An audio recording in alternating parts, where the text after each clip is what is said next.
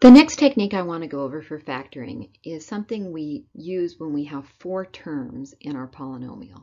It's called factoring by grouping, and it's a technique that really works when you have 4 terms. So usually we look to use it when that's the case. Here's an example. Here we have 4 terms, x cubed plus 3x squared plus 5x plus 15.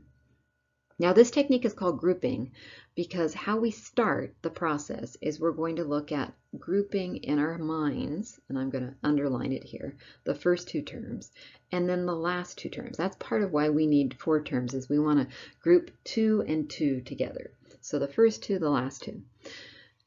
What we do next is we think about these as kind of 2 separate factoring problems. We want to think about the greatest common factor in the first 2 terms, just in the first 2. So when we look at just the first 2 terms, there's an x cubed and a 3x squared, and x squared is common to both. So we'll factor the x squared just out of the first 2 terms. So we're going to get x, because that would give us an x cubed, and plus 3. Do a little check in your head. X squared times x is x cubed. X squared times 3 is 3x squared. So that is factoring just the first 2 terms. Now do the same thing with the last 2 terms, these 2 here, 5x and 15. Now 5x and 15 both have a 5 in common. One thing we want to do is make sure we show the sign here. We're taking out a positive 5, so we're going to take out a plus 5. Make sure you connect that with the plus. Now take it out and in parentheses show what's left. 5x divided by 5 is x, 15 divided by 5 is 3. Part of why we did this is that what happens now is if we look carefully, we've got an x plus 3 in parentheses in 2 terms that are separated by this plus sign in the middle. So what we have is a common factor that is actually a binomial. So we can take that common binomial out, x plus 3, and in parentheses leave what we would get if we take the x plus 3 out. So I'm going to cross it out as I take it out. When I take x plus 3 out of this first term, this goes away and I get left with x squared. If I take it out of the next term, x plus 3 gets removed and I get plus 5 left. So this is my factorization using factoring by grouping. Note that it took 2 steps, 2 steps to do this. What we do in the first step is we group and factor something common. In the second step, we take that common binomial and pull it out. We check this the same way we check the other factoring problems, which is we multiply. Now when we have 2 binomials, we're going to FOIL or distribute thoroughly. I'm going to FOIL here. First terms, x times x squared is x cubed. Outside terms is 5x. Inside terms, 3 times x squared is 3x squared. And 3 times 5 is 15 for the last terms.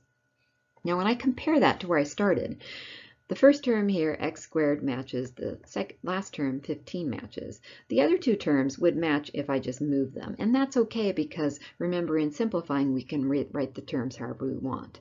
So this could easily be moved around. So instead of me moving around, I can just recognize that as the same thing and that this checks. So this is the factoring by grouping process. Let's look at a couple of examples. First one over here, x cubed plus 7x squared minus 4x minus 28.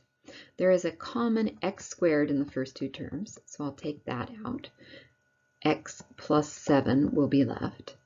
In the second group, I have a 4 that goes into both 28 and 4. Here's a hint. Because the middle term is a minus, let's pull out a minus 4. So if I pull out a minus 4, negative 4x divided by negative 4 is going to be positive x. Negative 28 divided by negative 4 is a positive 7. Notice that I have x plus 7 in both terms now. So I can pull that common binomial out front, and what I'll have left multiplied by is what I would have if I take away the x plus 7, which is x squared for the first term and minus 4 for the second term. So I'm going to get an answer of x plus 7 times x squared plus minus 4. To check that, we would just FOIL it out. X times x squared is x cubed. outside terms minus 4x, inside terms positive 7x squared, and finally last term 7 times negative 28 is, sorry, negative 4 is negative 28.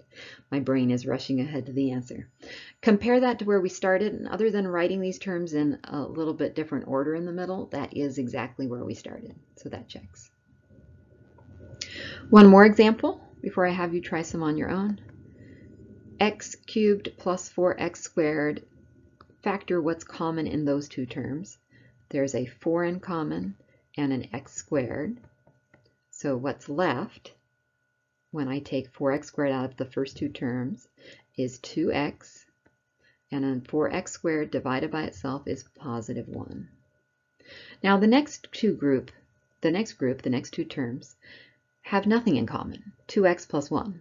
But in the grouping process, we always want to take something out. So even though they have nothing significant in common, still take a 1 out. And remember, always take the sign of what you see this group starts with, so a plus 1. So if we take out the plus 1, we have 2x plus 1, because taking 1 out doesn't change the value of anything. Next, we've got 2x plus 1 that's common in both of those terms.